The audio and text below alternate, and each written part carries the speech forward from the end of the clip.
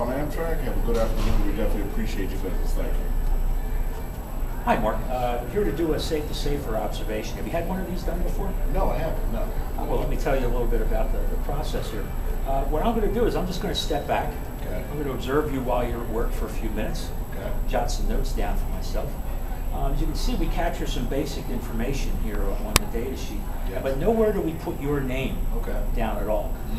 We keep track of the date, the observer number, that's identifying myself. Yeah. Keep track of what time of day we're doing the observation, the day of the week, and what location in the building, what quadrant. Okay. That's all the basic information that we capture. After I complete the observation, I just give you a little signal that I'm done. You can kind of go off available. When you're done with that call, Right. you're just going to sign off conference, and then you and I will have a two-way conversation. I'm going to share with you what I've observed, Okay. and then you'll have an opportunity to discuss it and also to share any of your safety concerns that you might have working here in the building. All right. All right, so are you good to go? Yeah, I have a little concern I want to share with you. I've seen fellow coworkers do these observations, and I'm a little concerned about how long you think this process is going to last, program is going to last. What can you tell me about it? Because I've been here 13 years. I've seen programs come and go. Yeah, haven't we all? I've been here for 26 years myself. Yeah, there's incentives they have. They come in for a month and then they go away. Right. There's safety programs, safety slogan contests, all that stuff. This program is a little bit different because actually, literally, it took an act of Congress Okay.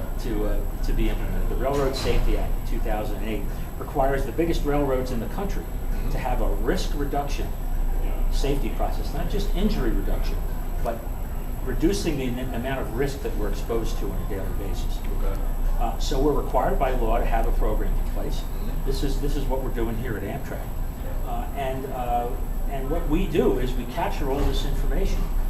We report up through the company, but it also gets reported out to the Federal Railroad Administration and to Congress. So not only did it take an act of Congress for us to start this, it would take an act of Congress for us to have to stop. Right? So this is an ongoing process. We've done more than 40,000 observations throughout Amtrak, and more than 5,000 observations in this building alone. So there's a lot going on here. It's been going for 2 years now total within the company. Right. And I'm a little concerned that, when our fellow coworkers see other coworkers writing things down, how management and supervisors are involved within this process.